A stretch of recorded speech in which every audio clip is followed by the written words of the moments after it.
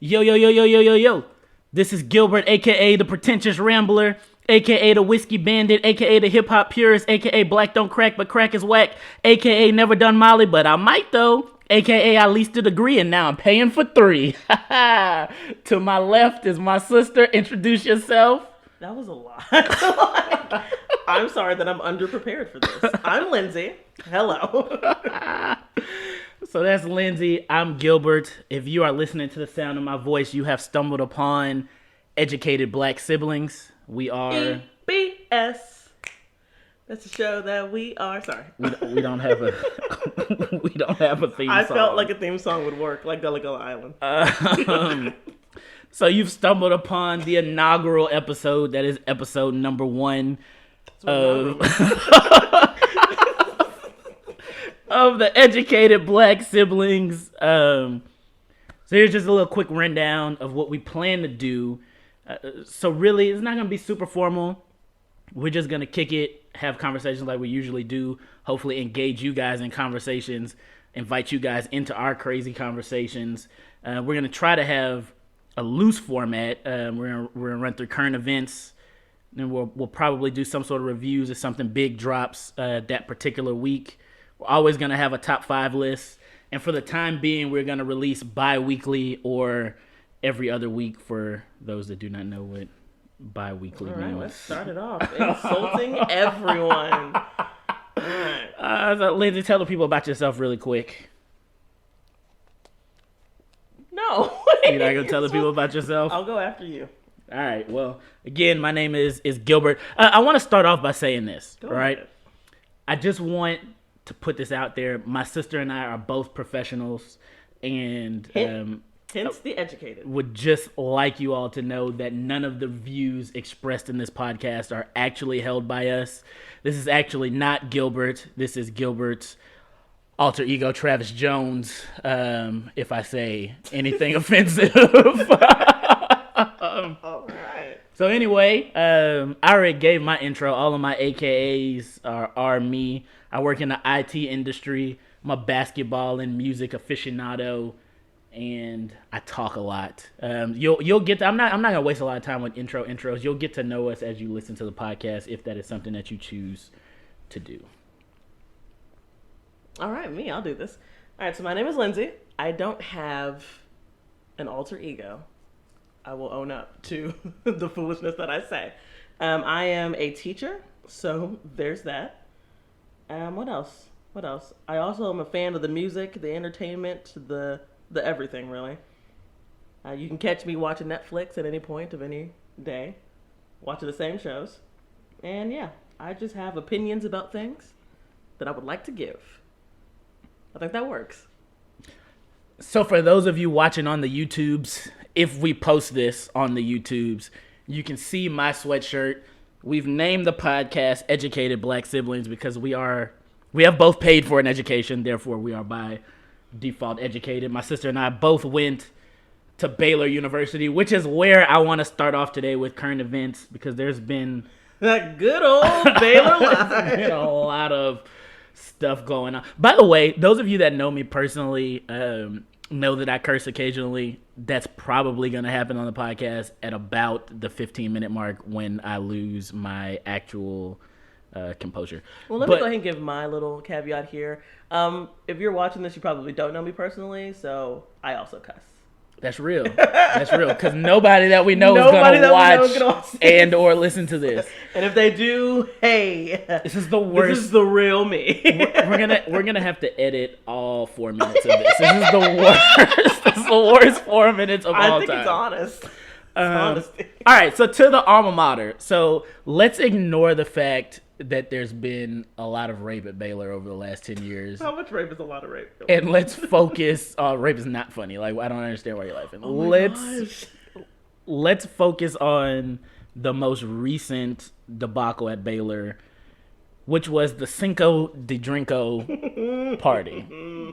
All right, so this made national. Did this make? I'm pretty sure this made national headlines, right? So for those of you that don't know, there is a fraternity. I will not say the fraternity's name, and that's not just because I forgot it. It's because they're irrelevant now. It's because they're irrelevant because they're no longer on campus. Exist. So this fraternity chose to have a Cinco De Drinko party, in which they dressed up as Mexican stereotypes. This was a predominantly white fraternity, first and foremost. Lindsay, how do you feel about this? Let's not sugarcoat what actually happened. They showed up in brown face. They showed up in like, brown let's face. not just do stereotypes. Like, if you show up to my party wearing like a construction outfit, that's one thing. But in brown face, like straight up. So this is not new for those of you that know Baylor. Let's go there. there. First of all, when I started at Baylor, there was a fraternity that had a black party. And there was a gentleman that actually came to my dorm room my freshman year and asked me how to dress black. He asked me if he could borrow my chain and my do-rag because I still wore those in public at that time. It was a dark space for me, right? We're here. And he wanted to know how to dress black. But let's not go back. But we kind of have to. Let's not go back to my bitter history. I'm going to ask a question here, Okay. right? Are race parties a bad idea? I'm mad that you just asked that question. Well, you know what? Yes, Gilbert. Yes, they are. They're terrible things. Especially, I don't want to say that.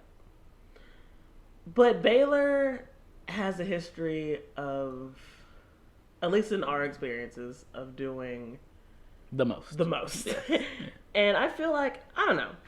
Don't be stupid. Like, I don't understand. That's fair. Like, especially in the political climate and the climate in general in our country. Who sat down and said, you know what we should do, Bob? We should throw a Mexican themed party. And even that's like borderline. If it was just like a Cinco de Mayo party. Cinco de Mayo parties are okay. That's okay. That's fine. That's okay. But don't wear brown face But when you to say the party. but here's the deal. In order to get in, you need to dress like one of them sons of bees. That's not cool. That's not the way. That is indeed That's not the way. not the way. I don't know, man. So here's the question that I have, right? Ask it. Because these are young, educated men, Are they educated yet? right? And they're at least pursuing an education, Trying. right? So my question for you is, do you think that it is possible that these people that did this, right, did not see anything wrong with this? No. There's no way. There's 0% way. I don't understand the mindset then. I don't understand how you say, because I'm in a fraternity, first and foremost, Alpha Alpha Fraternity Incorporated, right? So we have chapter meetings before we do any sort of party, right? We have planning meetings, etc. So there was a meeting where they sat down and they said, what should be the theme for our party the first week in May? And they said, we should dress up like Mexicans. Like that is what they Somebody said. okayed that. Somebody approved that And idea. then somebody else said it. Yeah, bro. Somebody Multiple. Pretty much everybody else said, yeah, bro. Somebody brought up the idea and they said, can I motion for a second? And And it was seconded and passed. That's what I don't. So what I don't understand is what were you expecting to happen when you threw this party? Because you have to believe that they didn't expect that their fraternity was going to get taken, or even that they were going to get in trouble, right? So my question for you is should this be offensive? Because it is. I'm exploring. it's hella offensive. I want to be in their minds. I want to understand what was going through their minds. Because like you said, it seems obvious that you should know that showing up somewhere in brown face is not the move. But yet they did it. Multiple. Dozens of people were talking about. I don't even know how big the party was. But here's the thing. So I know the name of our podcast is Educated Black Siblings. So in case you guys are not watching, my sister and I are both. We're chocolate. We're black, right? Okay. But I love white people. They're all right, man. Right? You know, white people are fantastic. I love all people. I love all people, right? I'm not a racist most days.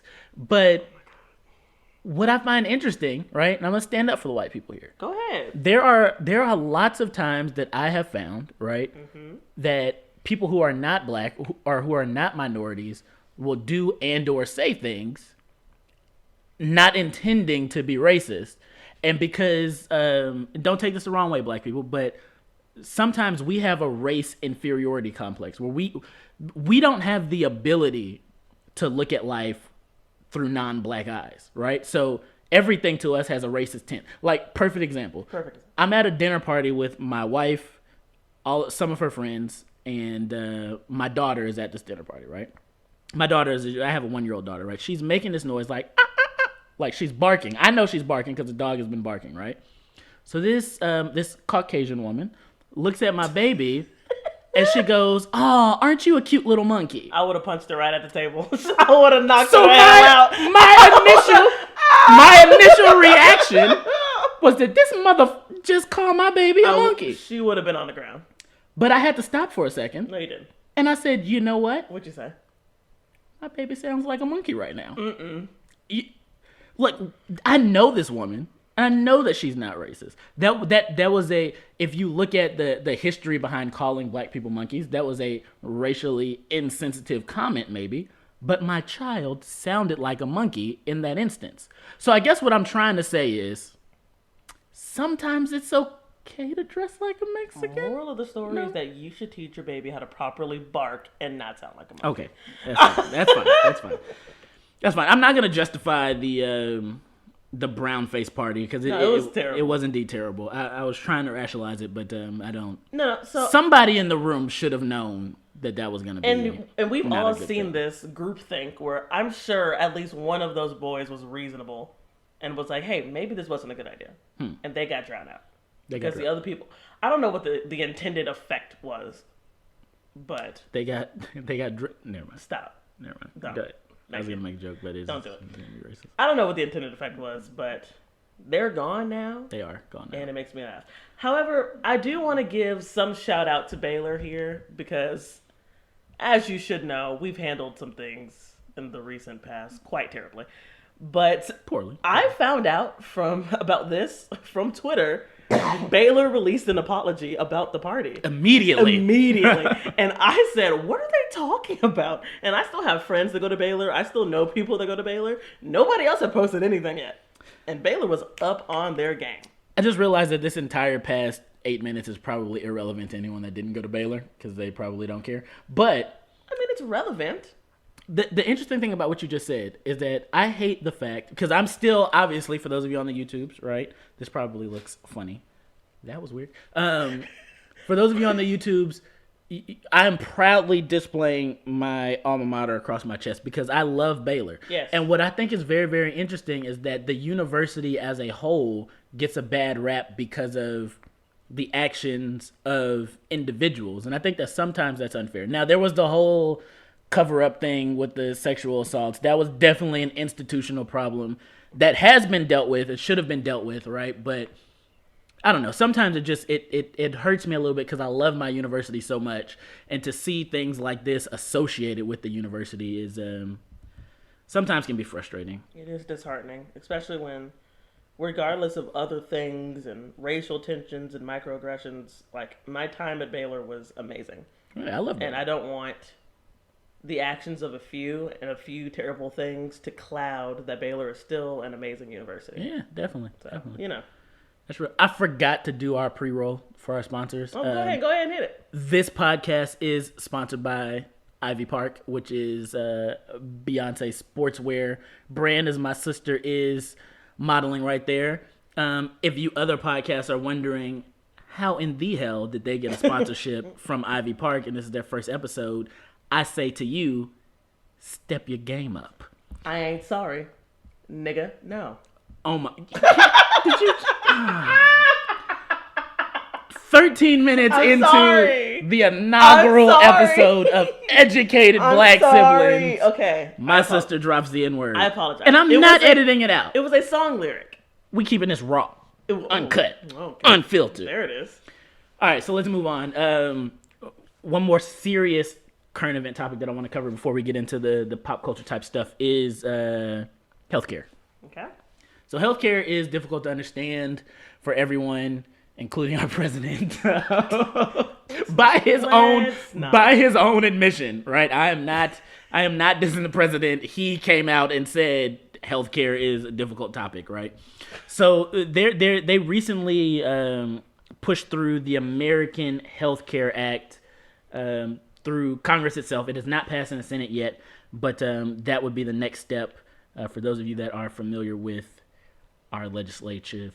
Well, I can't even say it, so never mind. I'm not going to be condescending there. Anyway, but before we talk about the American Healthcare Act, I think it's important to understand the Affordable Health Care Act. Okay. So real quick, which is before we Obamacare. dive into this. Okay. So Gilbert is very, very knowledgeable about a lot of things. And he does his due diligence on research. I do as well, but nowhere near the extent that Gilbert does. So he does, and he also has an amazing ability to break it down for the everyday man. So I think this is going to be good for us. Just if you're sitting there like healthcare, politics, no idea, don't zone out because we're going to talk about some ratchet stuff in about 10 minutes. It's going to be ratchet. But let's get the educated out of the way because it's called Educated Black Let's get the educated out of the way. Let's get the educated out of the way, right? So again, the Affordable Care Act. The Affordable Care Act is extremely complicated, but in its simplest terms, what Obama was trying to do with the Affordable Care Act is make care affordable. There it is. There it is. Right, so basically, one of the two really big things. It's important to harp on these two big things because these are some of the things that the new Health Care Act are going to reverse. One of the big things that the Affordable Care Act did is they made it so that insurance companies couldn't deny you based on pre-existing conditions. Mm-hmm. Which I have a business degree, so from a capitalistic standpoint, I understand why that would be frustrating, right? As a healthcare provider, this person is trying to get healthcare, and you know that they have a debilitating disease already, which means as a healthcare provider, insurance is a racket, by the way, right? So you pay a bunch of money for insurance, and then they hope that you never actually go to the hospital. Most people who have insurance never use it, therefore it is a very profitable industry, right? So by definition, if you have a pre-existing condition, you're more likely to use the insurance, which is not as profitable for the company. So I understand why they don't like that. But the Affordable Care Act made it so that you could not deny somebody based on a pre-existing condition. The other thing that it did was it mandated that employers provide affordable health care. Again, I can understand from a capitalistic standpoint why that would be frustrating. My father owns a business, so I get it, right? That makes sense. Another thing that affected a lot of people is that it increased the age in which you could keep your children on your health care, right? Woo woo. But no need to understand that because all of that is going away, right? You sick? Sorry about you. Sorry about you, right? So there are some clear winners and losers with the new Healthcare Act. I have not read it in its entirety. I will probably never read it in its entirety because it is probably not going to get passed, right? But some winners in the new Healthcare Act are high-income earners. So people that earn more than $200,000 a year, they're removing the tax hit that they used to take, which was 0.9% increase under Obamacare and 3.8% for their Medicare taxes. So they're getting rid of that, which means that they're going to pay less in taxes if you make that much money, which, again, I understand that. That's good for people that make that much money, right? So also, before up to $48,000 a year, you got some government subsidies, which basically just means your healthcare was cheaper. They're increasing that amount to $150,000, which again just means that people that are high income are making out good by this bill, right? The biggest, I'm not going to talk about this for a long time because I know this is boring, but it's important because it's in the news. The biggest losers here, I have a list of losers. All the losers. I have a list of losers, but I'm not the losers. I'm not going to go on forever about this. I have a lot of notes. Let's just cut it and say old people, poor people, sick people are the losers of the new Healthcare Act. So the people who need healthcare. So the right? people who need the people who need healthcare. The most terrifying thing of the new Healthcare Act is not just that they're removing or they're adding the ability to deny you based on pre-existing conditions. It is the ridiculous list of things that are considered pre-existing conditions, right? You guys can Google it. I'm sure you have Googled it, but it's ridiculous. Not going to stay there for long. How do you, because I'm talking a lot, how do you feel about the new healthcare bill? I don't really know. I don't know. I feel like I may feel differently from a lot of people. And it is what it is. I don't understand why we can't just pull a Canada and have like universal health care. And I get that that will never happen here because the insurance companies it's such a large industry. There's so much money to be made. That's what we care about. This podcast is sponsored by socialism. There it is. You know, so, but I'm cool. If you've got to take a little bit more out of my check, if I got to pay a little bit more so that little Timmy down the street can get his health care, like, I don't understand why that's a problem. So, which I feel like at its core is what a democracy should be, but whatever. It is what it is. At the end of the day, I think that this is foolish and that people are going to be affected by it in negative ways, and it's only going to cause more issues.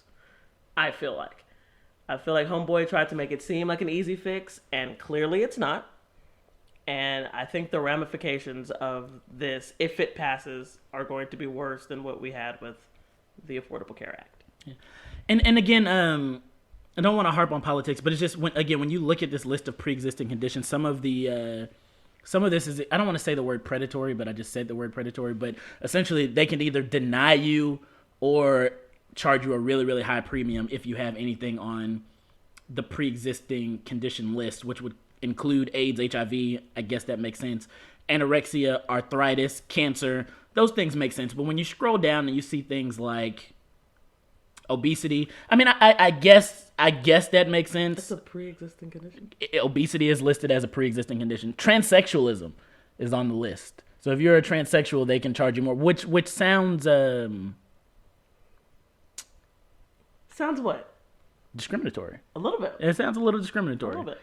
Acid reflux. Stop. Is on the list. Acne. Got pimples? High premium. Gotta pay for your pimples. Gotta pay for heartburn. High cholesterol. This list can't be right. Migraines. Migraines? Sexual deviation disorder. They are not. Wait, sexual deviation? They are not going to clear me. Not because I'm a sexual deviant, but because I have asthma. Were you not paying attention? You weren't paying attention. Anyway, we're not going to stay too long on the healthcare thing. Tell us more. The reason I'm not going to spend too much time on it, I think it's important for you to understand Obamacare because Obamacare isn't going anywhere. The second thing I think it's important to, or why I'm not going to spend a lot of time on it, is because this still has to pass the Senate. So if this bill does pass, it will be a drastically different bill by the time it gets through the Senate because it's not going to pass in its current form. So that is 20 minutes of intro and random serious stuff. So let's talk about the state of female hip hop. I'm just a bill. Okay. How you feeling about? You're a female. I am indeed a female. How you feel? Do you think the word female is an insult? Because there was this whole thing like a year ago where Charlamagne was on Twitter and he said something about females and feminists went off on him. Like, don't call us females, et cetera, et cetera, et cetera. That was not where I wanted this to go. I don't know why you went there. We're here. Let's talk about the state of female hip hop. Okay. Do you feel like the word female is an insult? No. I'm a female. I don't understand. I think some people need to calm the heck down. The feminists are coming for you. What they'd have to listen to the podcast. They're not. By definition, a feminist is somebody that believes in the equal treatments and rights of the sexes. I too agree with that. I think some people take feminists to an extreme. If you want to come for me, come for me. I'm a female. I have that opinion. Pause. Why is there a pause there? You said if you're female and you want to come for me. But continue. That was not where we needed to go there. Nope. So let's talk about hip hop.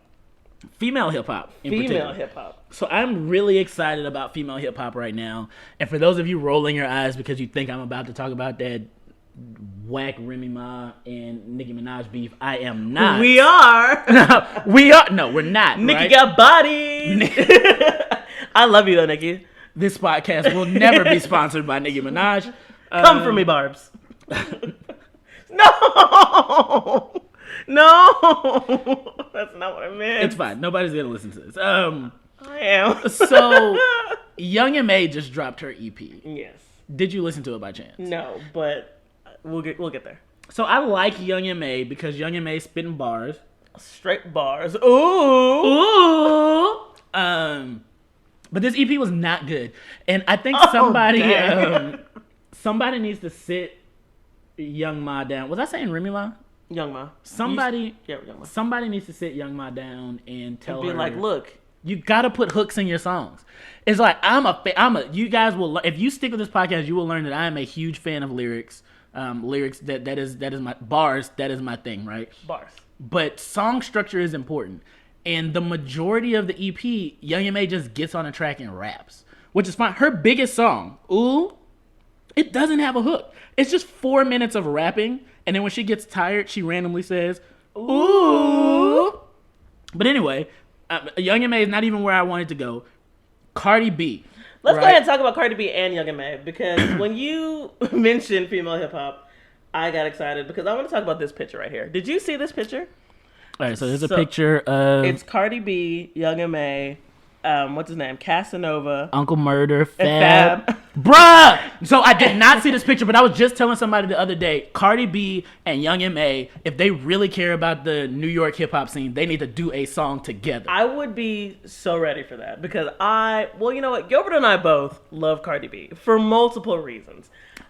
I think that Cardi B is hilarious. If you haven't checked Cardi B's Instagram, you need to immediately because her videos are everything. But through that, I found out that Cardi B is actually a really good rapper. And I'm on board with Cardi B and the content that she's putting out. So, I didn't know her as a social media personality, but I got with her on Gangsta B Music Volume 1. Everything on fleek. Yeah, and it wasn't the greatest, but I could tell that she had something there. But her bars recently, like she's legit. Yeah, like she's legit. And I think that it's gonna be good for female hip hop, especially like I said before. If Young M.A and Cardi B need to stop bulling around and bulling around. You see me? I caught myself. I censored myself there, right? But no, they need to drop a song together because it'd be very lit. It would be ooh. Okay. Yes, indeed. But anyway, that's the state of female hip hop. Cardi B and Young M.A. Cardi B and Young M.A. Nicki sleeping. So female hip hop is still not doing that great. Oh no! There's four of them. Pause a second. Let's not forget that the Misdemeanor Elliott definitely dropped some hot fire a couple of months ago. And you're not, listen here, people. You're not. You can shut up. That's what you can do. You're not gonna sleep on my. I'm better. You can't tell me that's not a bop. You can't tell me you don't listen to that in the car. It was a bop. Okay then, in that video, can we talk about them girls on them exercise balls, bouncing, getting their entire lives? Word. Don't come for me and tell me that Missy is not the queen of everything. Everybody else can sit down. Missy has been doing it for decades, Missy people. Has been doing the it 90s, the 2000s, the 2010s, fool. About to go into the 2020s. Missy will be here. She will stand the test of time. She is here. Except for the whole lupus thing. So there's that. There's also that. She's tired. Going to hell. You are going to hell. She's tired. Where's Tim at? So Wale dropped the new. By the way, the anything that I say offensive, that is, we have a third host. His name is Travis Jones. He sounds a lot like Gilbert. They are not indeed the same person. Right. Wale dropped a new album. Did you listen to it? Nobody listened to it. It doesn't matter. Exactly 15,000 people listened to it because that is all it sold. I want to go ahead and stop real quick because Wale is petty. Wale, I don't mean that. I like your old stuff, Wale. Not this. Wale is not worried about you. I just feel like if anybody were to come for me on social media, it would be Wale. It'd be Wale. I want to clear that up. I do thoroughly enjoy your albums, Wale. But... So I understand what he was trying to do with the new album. It's very commercial. He's singing a lot. I want to love you. As the PYT song. Yes, that's the only song I listen to because I don't have time for it. I don't like it though, but you didn't listen to it, so we're not even talking about that. The new DJ Khaled song. But the mixtape was good though. His mixtape was great. Wale, it's 2017. Like, you don't have to keep putting out fire mixtapes and not doing well on your album. Like, they're all projects. We're gonna hear them. Like, Wale's mixtape was his mixtape was fire, and the album About Nothing. His last album was absolutely fantastic, and I think that he's just tired of not. Wait, what's that? 9010210. That was like on his first album, my G. No, he just released an album. Bro, you are tripping, bro. So DJ Khaled dropped a new song. Did he? Did he though? How'd you feel about it? It's clearly a reach for top 40, right? But all of his songs are. He's a DJ. I mean, I'm on one. It was pretty hood. Shining was a great song. Listen, let's go ahead and put this out here. Did the Drake vocals come in yet? I am a Beyonce stan, so I don't really care. Anything that she puts out is gold. Anything that she is on is gold. So that's fine. Shining was cool. But Shining was also a bop. Shining was a bop. I'm pretending like I know what that means, but I'm whispering to you guys so my sister can't hear it. I think that means that it is a song in which you bop your head to. Yeah, right. I think that is what a bop means. Should I stop saying bop? No, I like it. That'll be EBS slang. A bop. I mean, I didn't make it up. Okay. So I'm hoping. So because he went really, really pop with this one, I'm thinking that his next song is going to be legit. Because of his star power right now, he has more money to pay for features, and a feature means more to an artist to be on his song. So not if the song is trash. That song is #1 in 43 countries right now. But it's trash. It's trash to you, but to a 15-year-old white girl, that's not. No, I love white people, but I'm just saying. To a 15-year-old white girl is 11. That's Justin Bieber, Quavo, Chance the Rapper. Chance the Rapper is the new white people's favorite rapper. And I just want to warn. Let me. This is not on the list of topics to talk about today. Let's go there. But let me warn you, suburban moms. All right, this Chance the Rapper that you're hearing on Coloring Book, that is not the real Chance the Rapper. No, it is. It is the real Chance the Rapper. But you need to go back and listen to Acid Rap. We need to get background. So Lindsay and Gilbert have been on Chance for quite some time. For quite some time. And if you listen to early Chance, 10-Day Chance, Acid Rap Chance, there's a lot of teenage angst. There's a lot of angst and a lot of heavy drugs. Lots of drugs. I need you to understand, he didn't just name his album Acid Rap for no reason. Like, the boy was stripping. And even if you think about Coloring Book, like, why is a grown man playing with a coloring book? He was probably high. There you go.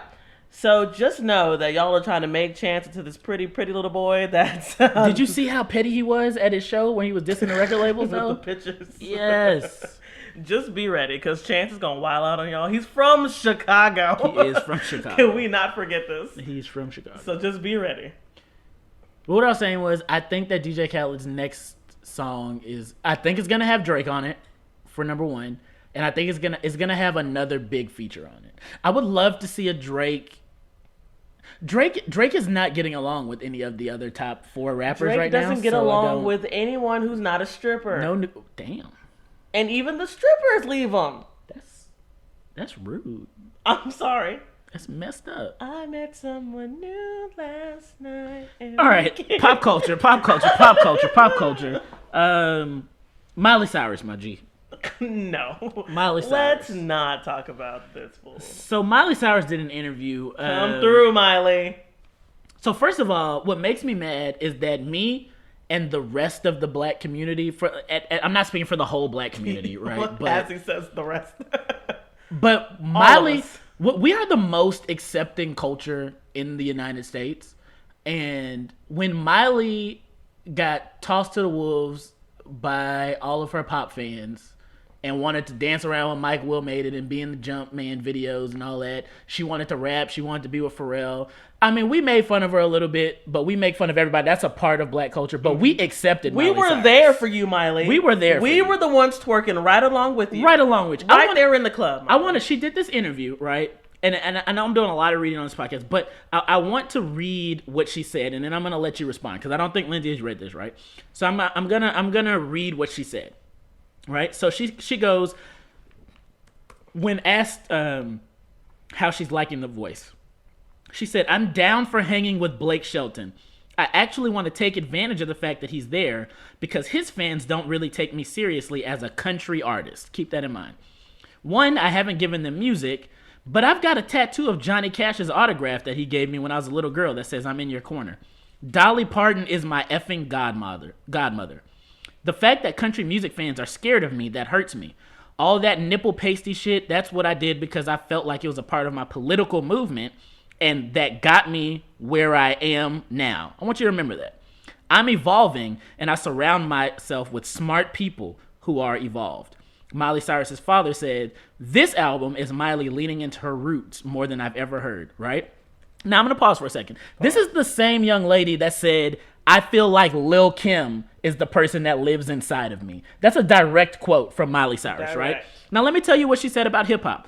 She said that she now feels alienated by hip-hop's materialism and graphic sexual depictions. That's what pushed me out of the hip-hop scene a little. It was too much Lamborghini, got my Rolex, got a girl on my cock. I'm so not that. She identified with Kendrick Lamar's song Humble as an example of a rap song that she enjoys. Show me something natural like ass with some stretch marks. I love that because it's not come sit on my dick, suck on my cock. I can't listen to that anymore. Those words were direct quotes from Miley Cyrus. I wasn't go ahead and pull up all these pictures of you sucking popsicles on stage. That's what I want to talk about, right? Because when you talk about widening the wave, like she was all hip hop a year ago, right? All of it. And then she specifically said, "These are the things that I did to get myself where I am now," right? So now you've got a new wave of and look, I'm not saying that hip hop is responsible for Miley Cyrus's fame. She's a Disney star. She was going to have fame regardless, right? But she came back to relevancy by doing a twerk video. Right? That's what made us look at Miley Cyrus. And the way that she distanced herself from her Disney-ness was dating Mike Will Made It, putting a bunch of rap beats on her last album. And now she's saying, I want to be a country artist. Miley Cyrus has a fantastic voice. Go for it. So I have no problem with her being a country artist. None. But I just don't like the fact that she stood on our culture. And then now she's saying, oh, but this misogyny and this sexual.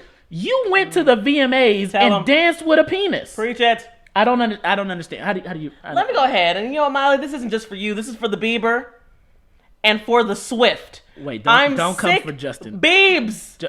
Hear me, JB. Justin made All That Matters up. Listen, all you young white children out here. Well, okay, We love white people. Love white people. I'm sorry.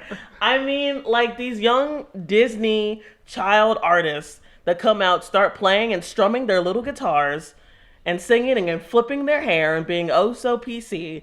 And then you want to come out and post your Instagram pictures of you hanging out with the black kids with the golds in your mouth, holding a 40 in your hand, want to have Kendrick Lamar featured on your song. And then all of a sudden now you're like, oh no, woe is me, no more blacks. I'm sick of that. You do not get to steal and take from hip hop culture and then decide that you no longer want to have anything to do with that. And not just that, don't get me wrong, you can evolve. So if you want to go to something else, if you want to get back in touch with your roots, that's fine. But then don't come and poo-poo, the doo-doo, the foo-foo all over the culture that got you to where you are, Miley, Justin, Taylor Swift. Don't do it. Don't come for us. Ugh. And the thing about it is it's very, very important because this podcast is called Educated Black Siblings, so we're going to talk about a lot of black stuff. But it's important to point out that I do not consider hip-hop a uniquely black thing anymore, right? Hip hop was birthed and created from black and Latino culture. This is true, but hip hop is popular culture now. So I completely understand that. I'm against the Lord. Well, I love Lord Jamar, but I'm against the Lord Jamars of the world that say that this is our culture. You can't be here, whatever. Mm-hmm. Like I said, we welcomed Miley into this culture. I had no issue with Miley being on a Mike Will Made It song. But what I don't like is the fact that she is now denigrating the very art form that she stood on top of for the last 2 years. And again, Miley Cyrus is going to be famous regardless, right? I'm not saying that hip hop is responsible for her fame, but what I don't like is that you did this whole rebellion. I don't like it when white people use hip hop as that's the rebellion. I'm rebelling stage. Now, right? I'm going to be different. But now that I'm grown and smart and intelligent, I'm leaving that alone and I'm going back to my country roots. Bye. Ain't it a country song that says down, Miley. Is sexy? Be humble. Sit down. Again, for the people in the back, be humble. Goodness. Sit down, be humble. But yeah, so that's Miley. I'm not really there for Miley right now. Did you know she released an album in 2015 that I never heard? Is that not the one with I thought Bangers was her last album. I did too. Was Bangers not her I last just album? looked this up on Spotify. Like she has a whole, and I thought this was a joke. She has a whole entire album. Miley, you kind of trash, bro. Milky, milky milk. So Chris Brown released a picture that showed a track list for his new album, and that hoe has 40 songs on it. It doesn't actually matter. Doesn't that he had 40 punches for Rihanna's face, so I don't. Bro, that was like 10 years ago. And I'm just kidding. I just wanted to make a joke. Man, we do not support domestic violence. Chris, listen, your baby's cute. Karuche cool. Leave her alone. I don't have any time for Chris. I really have no words for Chris Brown. I'm not gonna listen to 40 songs worth of Chris Brown. I didn't want to listen to 22 songs of Drake, but the thing about Chris Brown, you put them on the same level, is I don't think that this album is gonna have 40 songs on it, but he did say it was gonna be a double disc. It looked like it has 40 songs on it. If they're hot, I'm there for it. What is your opinion on Chris Brown? Did you listen to his last album? Yeah, the Royalty. It was okay. It's okay. Chris Brown is immensely talented. Very. I wish that he wouldn't do the blood thing so much. Suwu. No. But No. Chris Brown. Chris Brown is one more time. No. Chris Brown is extremely talented. Royalty was not my favorite album. Nah, I don't know how I feel about Chris. I felt like there was a period of time where all of his songs sound exactly the same. That's facts. And still now, all of his singles sound the same to me. Deuces. Once I listen to the actual albums, then I'm like, all right, Chris, like, do R&B. Don't do this poppy, jumpy, Molly stuff that you're doing. Just do R&B, Chris. Give the people what they want. Give the people what they want. But not 40 songs of it. And not 40 bunches. All right, here we go. Bruh, stop talking. Stop bringing up this man's past. I'm sorry. He apologized. I'm sorry. He sung on stage. He cried. Rihanna's over it. He looked at the man in the mirror. Rihanna is everything. Rihanna's the best. We're going to talk about Rihanna one of these days. Do you care about the Met Gala? Do I care about? I care about that weird ass. I'm sorry. Travis. Rihanna was stunning, like she is in everything else that she does. Travis is cursing. You got to stop, Travis. Because she's everything. Did you see Kendall Jenner's outfit? Listen to me. The Kardashians don't exist to me. I said Jenner. I said Kendall Jenner. She's a Kardashian. Did you see her outfit? I don't know who that is. Did you see her outfit? No. Could you Google it, please? Could you Google Kendall Jenner and ASAP Rocky at the what is it? The Met Gala? Met Gala? I want to go to the Met Gala. No, hey, Met Gala people. If you are, if any Met Gala people, this podcast is sponsored by the Met Gala. If you're out there, Met Gala people, I want to come to the Met Gala. Is it Gala or Gala? Gala is what I thought. I knew somebody named Gala. Tell me more about this Gala. I was just met. There's Met. Was it a woman? Yeah, it was a woman named Gala. She's an AKA. Shout out to the Soros, by the way. Okay, so Lindsay. No, nobody's listening. Literally nobody's listening. So she has the picture pulled up. This is the one that I want you to see. Like, this is a fishnet outfit, and her body is just visible. I don't understand. Yeah, I don't understand. She's like 21, so she's not a child. She can do what she wants. But look at that guy in the picture. I wish y'all could see the picture that we're looking at. That doesn't make good for good podcast content. All. But Lindsay, how do you feel about Kendall's outfit? I don't. Who brought up the Met Gala? Why are we talking about the Met Gala? We were talking about Rihanna, right, and Rihanna looks stunning. Oh no, her outfit was ridiculously ridiculous. It is. She is confidently lost. Oh. That's a shout out to another segment we are about to do, but anything. What else in pop culture? Pop culture? Yeah, or current events. Can we talk about the Breakfast Club? What about the Breakfast Club? I listened to Marsha Ambrosia's. It was good. First of all, I love Marsha Ambrosia. Love. Even though I said her name wrong, but can't say it, Marsha. She's fantastic. Floetry was great. I no longer like Floetry based on the stories that she told in the Breakfast Club. It was very uncomfortable to hear this. I feel bad. Well, not feel bad, but I feel like we shouldn't necessarily just be plugging other people's platforms on our platform. But I think that it's important for us that we love the Breakfast Club. I love Joe Budden's new show, Everyday Struggle, which Lindsay does not watch, but you should watch that. But back to the Breakfast Club. The Marsha interview was great. You guys should check that out if you're interested in such things. It took me exactly 40 minutes to realize that Angela Yee wasn't on the podcast. Was she not there? She wasn't there. I'm no joke. When she started naming the names of the songs, I thought Angela Yee was about to jump in, and I was like, oh, she's not there. Envy definitely said the regular lineup. Like, he did not. He did. I thought she was there. Yeah, but she wasn't. Oh, She wasn't. I wish I could have seen how uncomfortable Angela Gee. and Charlamagne Charlamagne. and DJ Angela Gee. DJ Angela. We are referencing the drops that Webby tried to do on the Breakfast Club like 3 years ago. It was fantastic. All right, so we're wasting time now. Let's get into our top 5. So what we're gonna do every podcast, we're gonna have a top 5 something because we like to debate stuff. We want you guys to chime in, give us your top 5s. Also, you can follow us on Instagram at Educated Black Siblings. You can email us at educatedblacksiblings.gmail.com, and you can follow us on Twitter at Educated Black Sibling. Because it was. Oh my god. We're probably gonna change that Twitter handle. Oh my gosh. We'll have a handle on the Twitter handle by the next podcast, if there is a next podcast. Did we tell them we're siblings? Oh, we're siblings. We are related. Here's the thing. Gilbert made a statement earlier where he was like, "My dad owns a business." Our dad. And I was like, he's my dad too, right? Like, That's we fair. have the same parents. That's fair. But yeah, we're siblings. I'm pretty sure I started out by saying, my sister, introduce yourself. Maybe, but I don't know if you meant like my sister, like my African queen. The name of the podcast is Black Educated Siblings. We explained the educated because we both came from Baylor. Okay, I'm Lindsay's brother. Explained the black because we're both chocolate, but we did not explain that we both came from the same womb. So this nigga just said the same womb. Womb twins. Womb twins. Womb talk. Womb talk.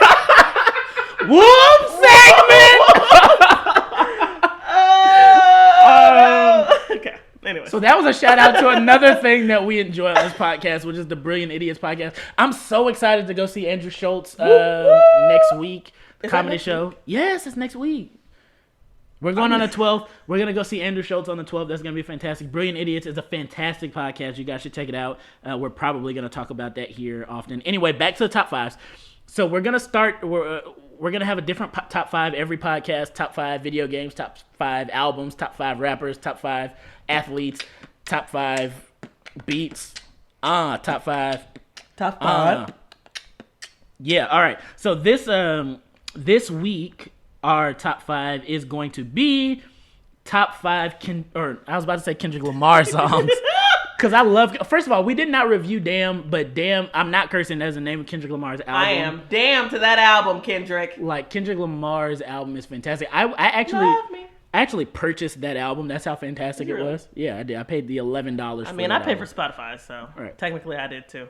I still have the notes from Miley Cyrus. I'm trying to look at my top 5, and it just says, "Come sit on my dick, suck on my cock," and I'm just like, I don't want this in my face, Miley. I hate you. All right, so top 5 list. We're doing top 5 Kanye West songs today. That is what we're about to do. Top 5 favorite Kanye West songs. Top 5 favorite. So before we jump into this segment, I want to go ahead and give a little background here. So Gilbert tried to throw shade at me earlier this week, talking about how I wasn't taking this seriously, that I wasn't putting enough time because he's got notes on notes on notes. He was ready to go. He had his list together. Let me go ahead and make a statement so that everybody knows where Lindsay is coming from. Now, I have known Gilbert my, entire life. 25 years now at this point. Gilbert does like Kanye West. If Gilbert had to make a top 5 rappers, I believe that Kanye is in his top 5. However, Kanye is my favorite rapper. Like, he is number 1. Cemented. There is no changing. There is no deviation. So he tried to come for me talking about how I wasn't taking this hard. I was so stressed out about the top 5 list that I had to wait until I got off of work this week because I couldn't mentally do it. So I just want to go ahead and put that out there. Kanye has a lot of songs, bro. Kanye has so many songs. I looked it up on Wikipedia. Same here. And it said that he has like 100 some odd singles. So what we're doing is we're doing top 5 Kanye West songs on Kanye West albums. We are not including Cruel Winter. We are not including Watch the Throne. We're not including Yeezus. Good summer. Yeah. No. Yeezus was not a Kanye West album. That was a Kanye West temper tantrum.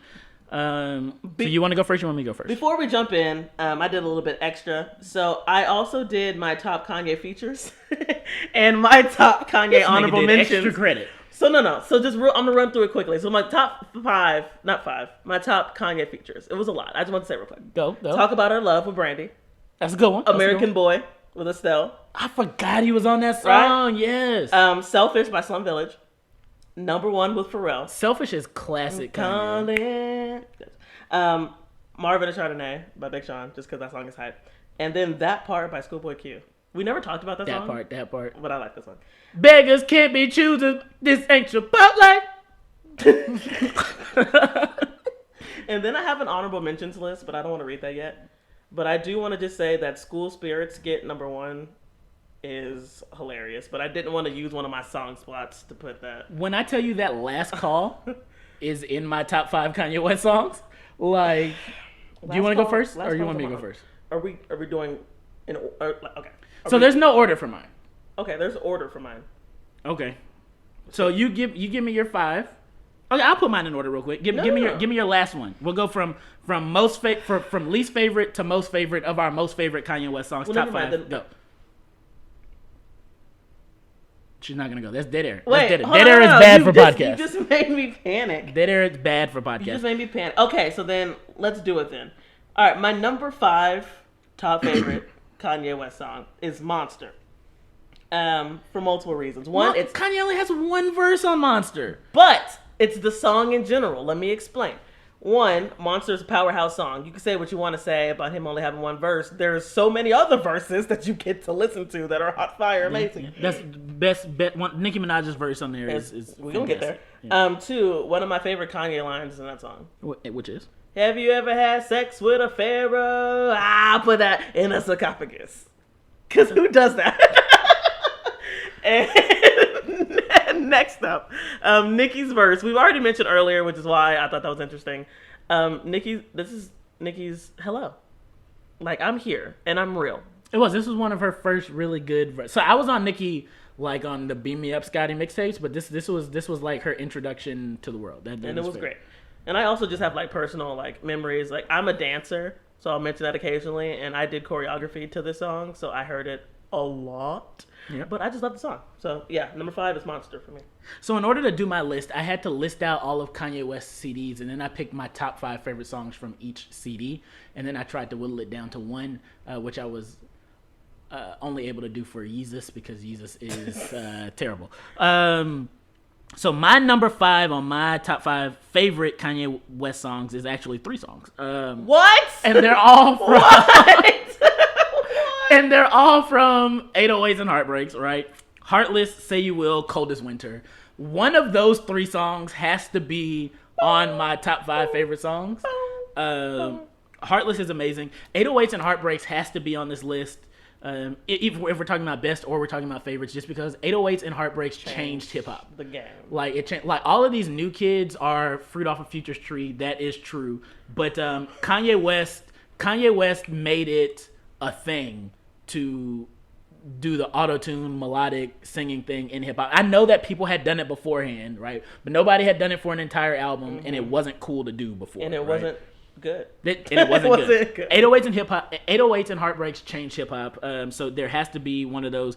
On here, I could not put the whole album, so I put Heartless, Say You Will, Cold as Winter. I'm going to say You Will. Say You Will is my number 5, and that is because my favorite Drake song is Say What's Real, which is over the Say You Will beat, and that song is fantastic. Number 4, Kicking It to You. All right, so real quickly, the other thing that I wanted to say is that Kanye is my favorite rapper, but it's going to seem like I don't dive into Kanye because besides the next song I'm about to mention, all of his other songs that I have on my list are singles, but almost all of Kanye's songs were singles. So I don't want it to seem like I'm a casual Kanye listener. All of Graduation was like I'm not a casual listener. It just so happened that those songs mean things to me personally. Did we mention that we love white people? Because we do. Shout out to the whites. Fantastic. All right, so my number 4 is also on 808s and Heartbreak, and it is Streetlights. Streetlights was gonna be on my list, bro. It's Streetlights because do I still have time to grow? So for one, it's just a beautifully made song, and I love the simplicity of the production, like just that. and then the beast. It's just an amazing song melodically to your ears. It's just simple and chill, and I love calm Kanye. Like, it's just real simple. But then I just feel like the metaphor, like, I don't mean to get deep with it, but it's just like a deep and appropriate metaphor for life. Like, sometimes life just goes by so fast it feels like streetlights passing you by. And I really, that song, I was in high school when this came out, and that song just, I feel like was appropriate for my life then, and it's appropriate for life now. Sometimes life just moves really fast, and streetlights really just captures that. And one more thing, I'm really weird, and there's been a couple of songs in my life, well, not really weird, I guess it's a creative outlet. I was like, man, I want to make a music video for this song. Streetlights was like the first song that I heard, and I was like, I want to make a video for this song to give this song its due justice in life. But I love Streetlights. We were also both listening to the song when Mom was going through her thing, where Mom was having her surgery thing. So it was, it's a marker. Like what I love about music is that music marks life at certain spots, right? Yeah. So that definitely I just got real personal on the podcast on the first episode right there. Also, Gilbert's mom is my mom. If you didn't know, that's facts. Number 4 for me, Ultralight Beam. Ultralight Beam is a fantastic song. Chance the Rapper's verse on Ultralight Beam was probably the best rap verse of last year, just period. Not accepting debate. It was fantastic. But that song is just great. It's not the best Kanye West song lyrically, but production wise, it's amazing. As an intro to an album, it's amazing. Ultralight Beam is an amazing song. Not a lot else to say about Ultralight Beam. Well, we're going to go ahead and keep talking about it because that is my number 3 is Ultralight Beam. And I just think, this is going to sound weird, but I think that God is Kanye's bread and butter. That's think facts. When Kanye is talking about his relationship with God and how he struggles with his faith, I think that Kanye is at his prime. And you can hear that. That song is so real. It's just great. Yeah. It's just great. And listen, Kanye's Kanye, and Chance, we love Chance the Rapper, we've already said, and that lyric is fire. That verse is fire. But let's not overlook the fact that Kelly Price slayed the game. Kelly Price is on and The Dream is on that song that people also pass up.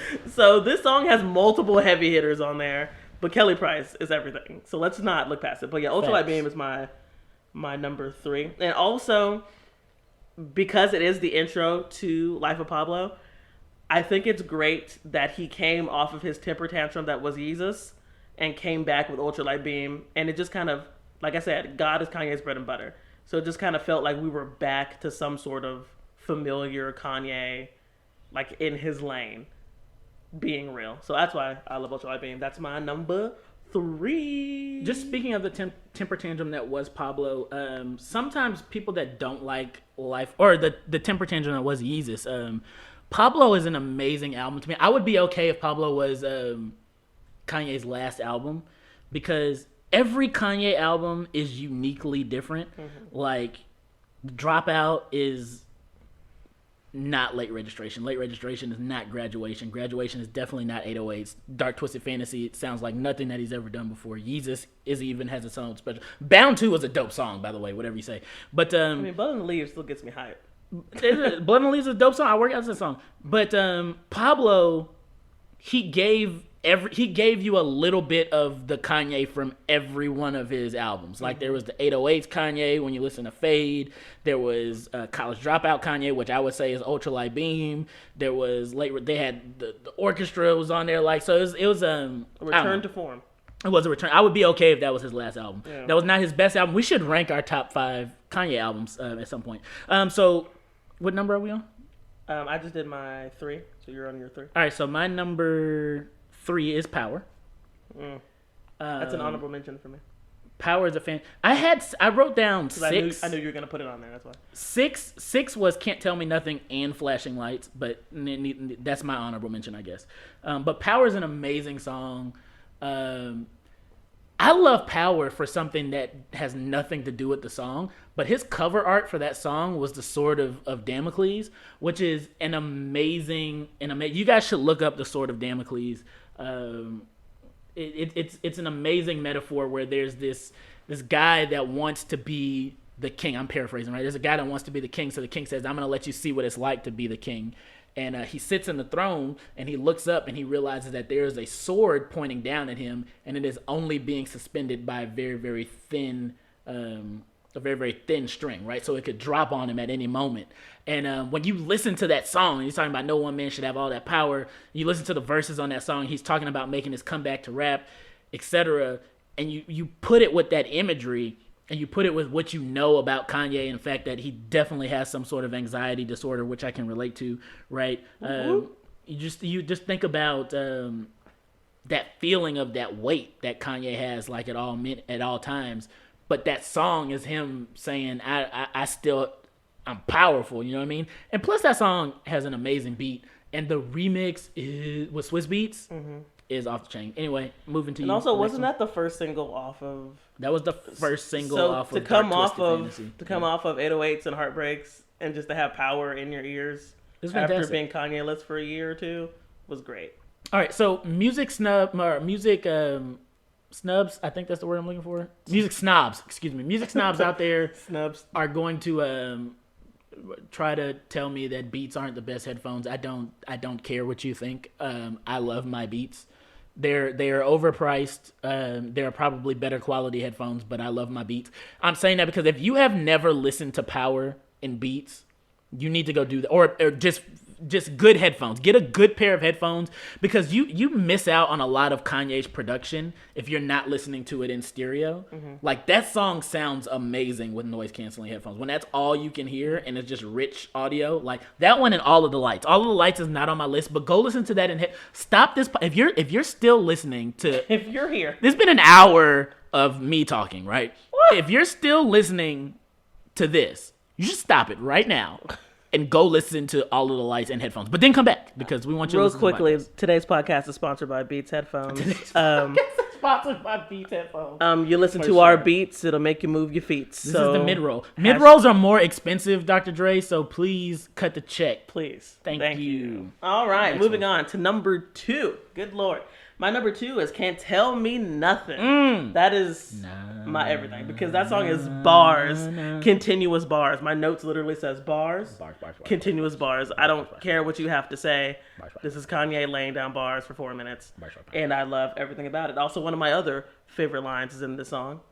So if the devil wear Prada, Adam Eve wear nada, I'm in between, but way more hotter. Fresher, fool. Hotter. I thought it was hotter. You ruined my line. I did. I can't. I'm sorry. But this is one of those songs that I heard, and I'm a nerd, and I said, this song is everything. I need to sit down and memorize it. And I sat in my room and listened to the song on repeat like 50 times to like memorize the song. So it's everything. I love it. Bars. Kanye. Bars. That's all. My number 2 is Addiction.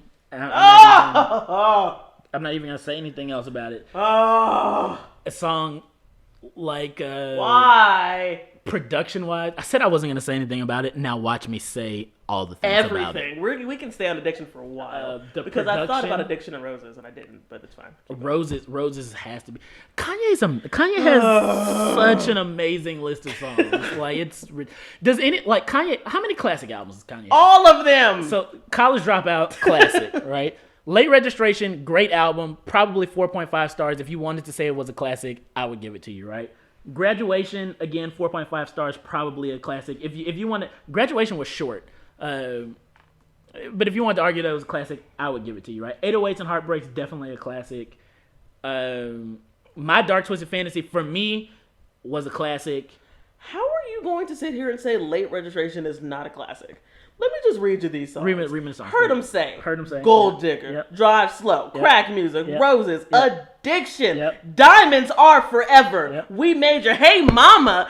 You can get out of my face. Late Registration is a classic. Celebration.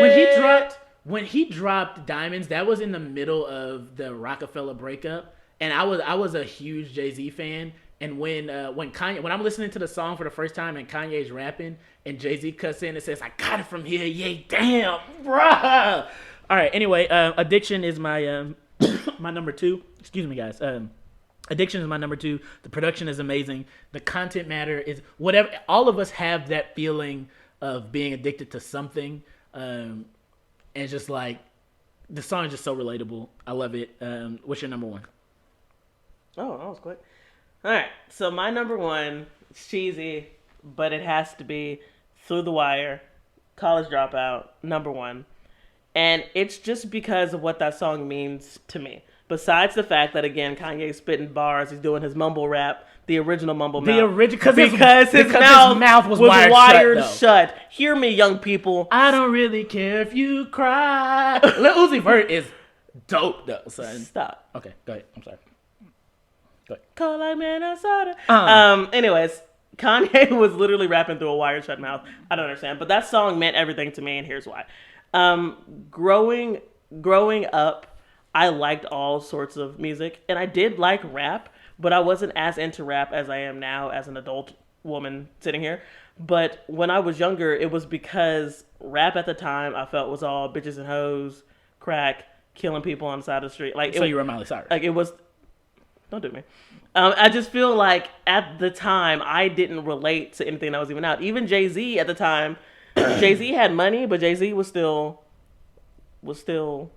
doing the most. Yeah. But Kanye came out, and I just feel like Kanye represented to me like realness. Like he felt that he was able to come out and just speak about things that were real to him, talking about his accident, talking about whatever. And that's been consistent throughout Kanye's career. I feel like, to me, is that he talks about things that are relatable to me and my life, and that made me say, hey, rap doesn't have to just be thuggish. Again, yeah. Like, you can do other things. There's no current hip hop without Kanye. Without Kanye. Kanye made it. Kanye, like, this was during the tall tee, baggy clothes era, and this fool came out in a pink polo and a backpack. Polo! Right? And like to your point, like, Kanye made it okay to just be a regular dude. Yeah. And it's just like that. I'm with you there. So that's... So, Through the Wire means everything to me. Also, it is my favorite karaoke song to perform. I drink a Boost for breakfast and Ensure for dessert. Someone ordered a pancakes. I just sip the scissor. Yeah, because I like to scare all of my white friends. And I will... We love white people. We love white people. And I turn away from the screen and just rap the whole song, and they think that's the coolest thing ever. So, go Kanye, Through the Wire. That's my number one. What you got? All right, so my number one is also Through the Wire. But my number one is Through the Wire, comma, All Falls Down, comma, Jesus Walks, comma, Last Call. Let me go ahead and just say, because I was also going to put Family Business on here, let's just go ahead and say that Gilbert did not follow instructions. And he tried to come for me, and I stressed out about this list and whittled it down. And his top 5 is a top 30. So you can shut up is what you can do. Because it's over. You didn't follow the instructions. If you take your mouth and shut it, we're done. There it is. If you take any of the songs that I just listed and put them at my number one, I'd be fine. But if I have to pick one, since you said Through the Wire, I would say All Falls Down. Because, Over Jesus Walks. Yeah, Over Jesus Walks. Because All Falls Down, when he was talking about the insecurities of life, and again, this is just something that I related to at this time. It's like my senior-ish year in high school. I had the long chain, the fresh. I had 4 pairs of Air Forces, all the same color. It's like fresh, and it's like I understood that angst of being like, yo, I can't go outside the house if my sneakers aren't right. You know what I mean? So it's just like hearing something like rappers had always talked about being fresh, but hearing somebody talk about the angst that came with that and the fact that that's not actually a positive thing, that we shouldn't actually feel that way. Like hearing somebody deal with that in rap from a perspective of not being like, yo, you got to go get the freshest chain. Mm-hmm. Like that was just amazing to me. Like it made it, like again, Kanye West made it okay to be regular. And again, I have to mention Last Call. Last Call is a fantastic song. Like it's the best outro of all time. So that's our top 5. It's also a 30-minute song. top five Kanye West songs. Top five. Yeah. Top 5 Kanye West songs. So we're about to get out of here. You guys, if you're still listening to the podcast, I really, really appreciate it for listening. Suffering through the first episode. We're gonna get better. The last thing that we want to end off with today is something that we're probably going to do every episode. Me and my sister really, really love music, right? So we're going to leave you guys with every episode 2 songs that you should go check out. Or, you know, Lindsay, if she has a song that she wants me to check out, or if I have a song that I want her to check out, we'll, because this is obviously just a conversation between us. We're going to give you those songs at the end of the podcast. And then hopefully you guys will go check them out and then leave us a comment either on Instagram or on SoundCloud to tell us what you thought about the song. So, am I going first or you going first? All right, so my song comes from Sabrina Claudio. If anybody knows me, I've already made you listen to Sabrina Claudio. Her voice is butter. I love it. I'll also point out, I do listen to Joe Budden's podcast. I did not get this song from Joe Budden. I found this without Joe Budden, but Joe Budden also likes the song. That's neither here nor there. I want to lead off with this for our first episode because I love this song. It's called Confidently Lost. I think my sister's going to play it. Let's just play like 30 seconds of it. Again, before I dive into it, we do not own this song in any way, shape, or form. I encourage you to go buy this song from iTunes, Google Play, wherever it is that you buy your music. Go stream it on Spotify. This is Sabrina Claudio, Confidently Lost, and we'll drop a link in the SoundCloud as well. Okay. That beat is fantastic. I'm alone, but I'm not lonely. Comfortably indulging. Yeah. I'm trying to get to know me.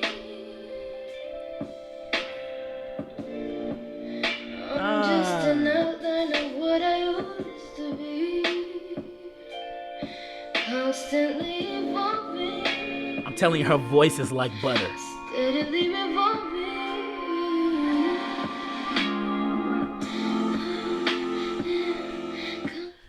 2 minutes seconds. It is. That was a lot of seconds. This podcast is sponsored by Sabrina Claudio, whatever record label she. We are confidently lost without your money. Thank you. We are confidently lost. Cut the check. Cut the check. All right.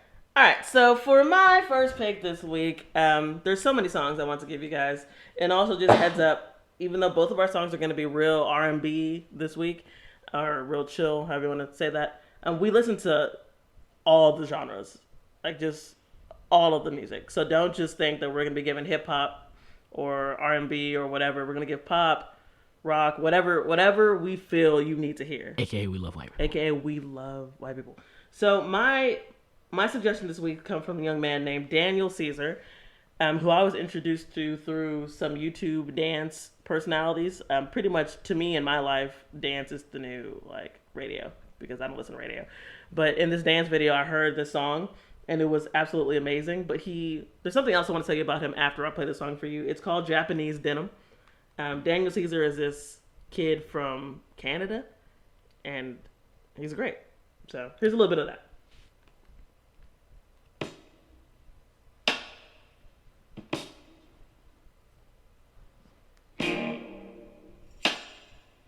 I don't stand in line, I don't pay for clothes for that, yeah. It's a little explicit. What just happened there? Her song just cut off. Because of the low budget podcast, the speaker just shut wow. off. What's the name of the song? It's called Japanese Denim. Japanese Denim. However, it was crazy. So I really was introduced to him like a week or so ago, and I just started going through his catalog, and ironically enough, he has a song called Streetcar, which you're not gonna be able to hear because my speaker doesn't work. But his song called Streetcar is actually a cover of Kanye West's Street Lights. And I was listening to the album and that song came on and I said, what is this? And it is absolutely gorgeous. So you should listen to Japanese Denim and Streetcar by Daniel Caesar. Dope. All right, well, we're at an hour and 13 minutes. Typically, I think we're going to try to keep this right at about an hour. So again, for the time being, we're new at this, so we're probably going to be trying to release bi-weekly, so every other week.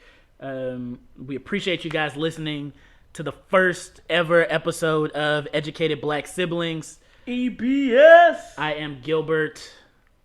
That is Lindsay. Hey! You can follow us at Educated Black Siblings on Instagram. Don't worry about the Twitter yet. We'll get you the Twitter. We'll get you the Twitter next week. Nobody's listening to this anyway at this Nobody. point, so it's fine. Do we have post rolls? Ivy Park? Just one more time. Shout out to Ivy Park. Yep.